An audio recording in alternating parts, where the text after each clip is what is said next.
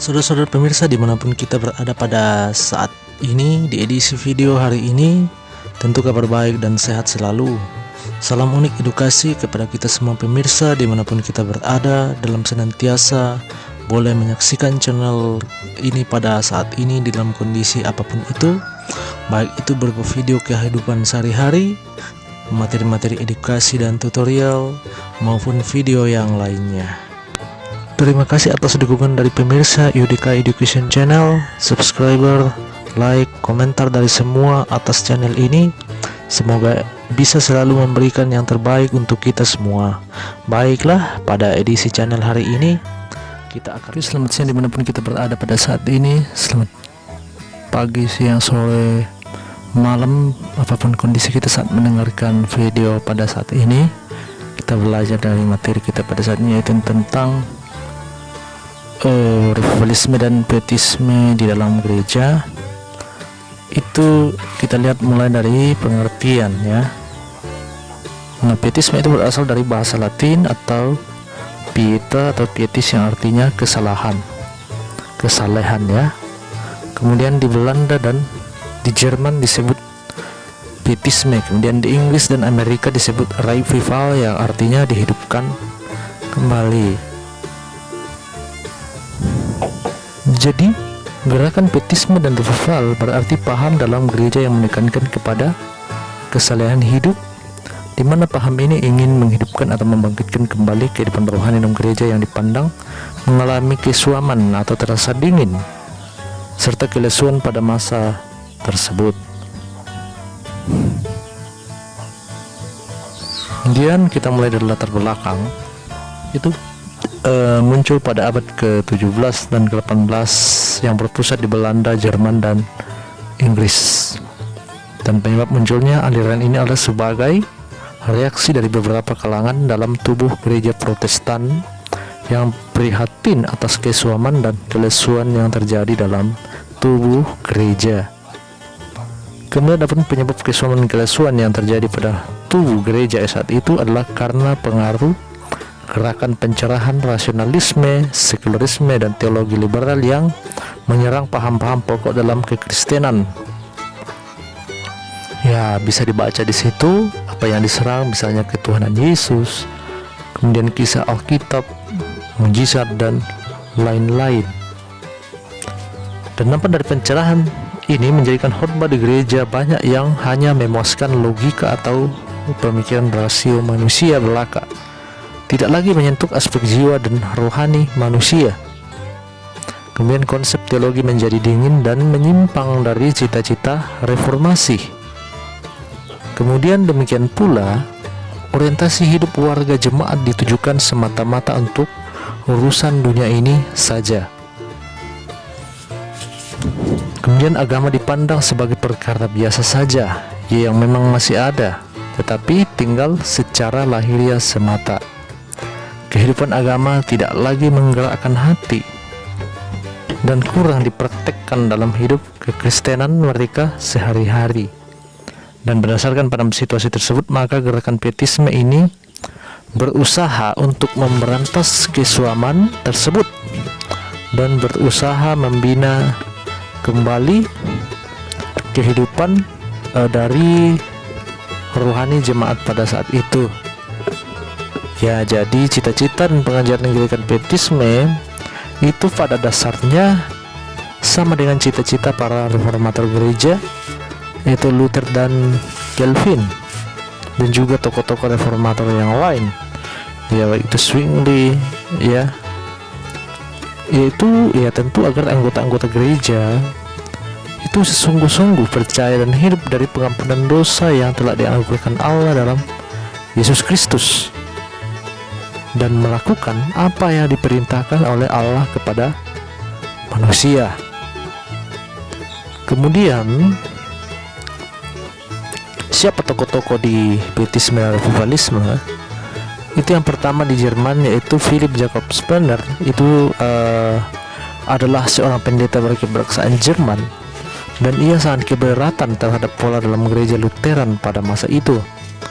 Dan pada pengaruh mistik yang ada di gereja, menurutnya mistik itu tidak sesuai dengan Alkitab dan hanya menimbulkan sikap pasif. Dan Spener, ya Anda bisa baca itu, mengemukakan pendapatnya bahwa gereja sudah cukup lengkap. Ya, akan tetapi hidup jemaat ya tentu harus diperbaharui kembali.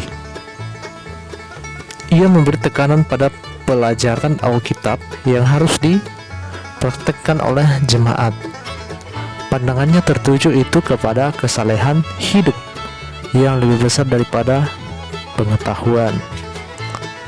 Nah, pandangan Spener banyak ditentang dan oleh pemimpin-pemimpin gereja pada saat itu, tetapi tidak sedikit yang tertarik padanya. Kemudian August Hermann Francke. Nah, dia juga adalah seorang pendeta di Halle atau pusat pietisme di Jerman.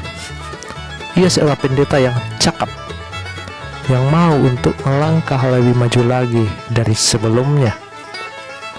Kemudian perubahan terjadi pada suatu hari. Ia mendapat 4 ringgit dalam peti derma untuk orang miskin. Nah, pemberian itu dianggap olehnya sebagai petunjuk Tuhan baginya untuk mengurus orang miskin. Dengan modalnya ia membuka sebuah sekolah untuk anak-anak miskin, dan rupanya pekerjaannya mendapat perhatian dari pihak luar yang menunjang usahanya dalam segi finansial. Oke, jadi Francke ternyata ya peduli terhadap ya masyarakat anak-anak miskin secara khusus.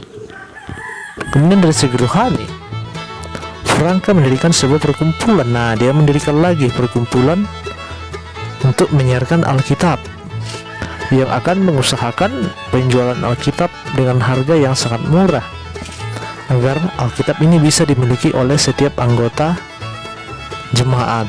Ya, jadi sejak zaman itu Alkitab sudah mulai diperbanyak, ya, walaupun tidak seperti saat ini. Ya, Alkitab itu ya sudah ada yang ada dalam aplikasi Android kita. Kemudian tokoh yang ketiga itu Ludwig Graf von Zinzendorf. Itu dia dididik di Halle, ya, sama dengan tokoh Francke tadi, ya. Dia juga tinggal di Halle, sehingga sejak masa mudanya ia hidup dalam suasana pietis yang sejati. Oke, Anda bisa baca di situ ya. Setelah dia bersekolah, dia kembali ke daerahnya di bagian timur daerah Saxon. Ya, namun apa yang terjadi? Ya, ternyata pemerintah Saxon membawanya ke luar negeri pada tahun 1738.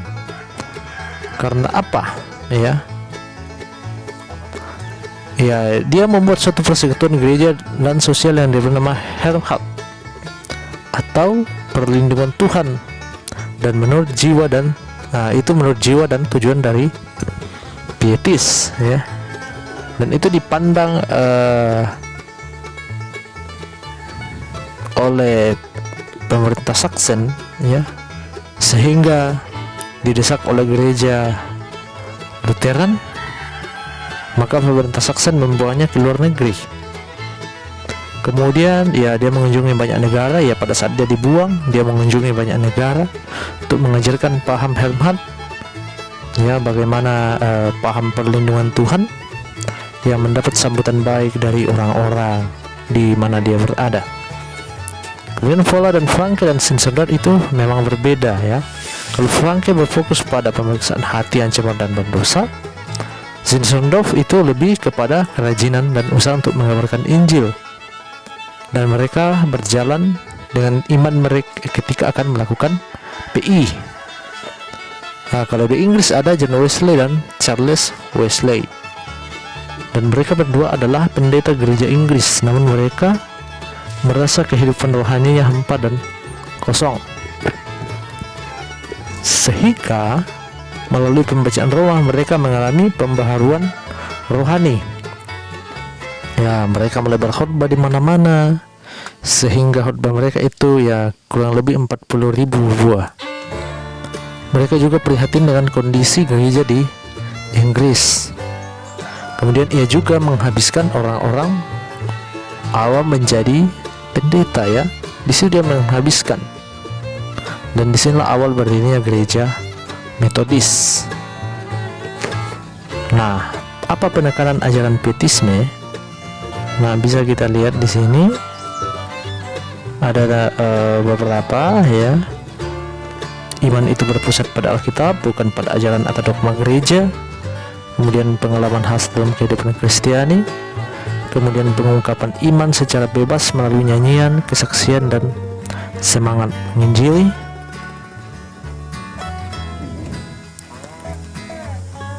Kemudian ada bagian yang keempat, itu kesalahan batin perseorangan, ya. Nah, kemudian praktek kesalahan dalam hidup sehari-hari, Anda bisa lihat, ya.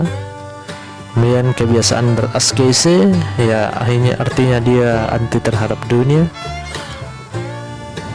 Kemudian kehidupan mereka itu lebih bersifat moralistis dan eskatologis.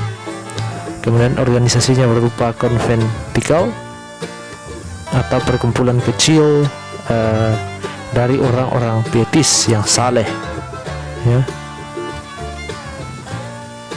Apa dampaknya? Yang pertama kita lihat dampak positif. Nah, ini dampak positif, harap Anda simak baik-baik. Ya, di sini ada 5 dampak positif dari pietis, ya.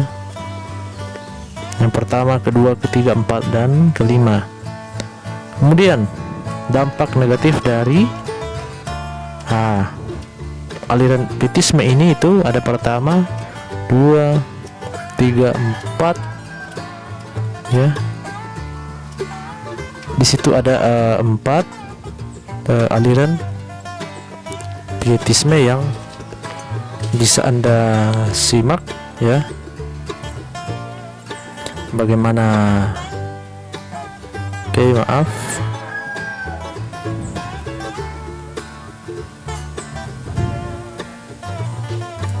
Bagaimana aliran ini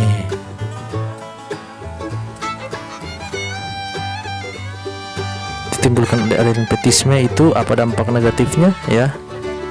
Berpikir pada manusia yang saleh itu adalah menjadi pusat hidup rohani. Kemudian yang kedua, menimbulkan rasa semangat fanatik dan sekte-sekte kecil. Kemudian menimbulkan perpisahan-perpisahan jemaat yang berbeda aliran. Kemudian seringkali menimbulkan pertikaian dalam gereja, ya. Dan saya rasa itu adalah dampak dari negatif dari pietisme. Oke, jadi terima kasih atas kesediaannya pada saat ini, ya. Apapun kondisi kita, baik yang di kampung, di kota, yang menyimak materi kita pada saat ini, tentu menambah wawasan bagi kita tentang salah satu hal yang terjadi pada masa lahirnya gereja, ya. Bagaimana awal lahirnya gereja Metodis, ya, yang berada di Inggris. Kemudian aliran revivalisme dan pietisme ini, bagaimana dia berkembang dalam kehidupan jemaat pada masa itu, siapa tokoh-tokohnya, dan apa yang ditekankan dari ajaran pietisme dan revivalisme, ya. Dan tentu itu masih, ya, kita alami sampai sekarang, ya. Untuk itu, ya, sampai jumpa dan salam sejahtera untuk kita sekalian. Shalom.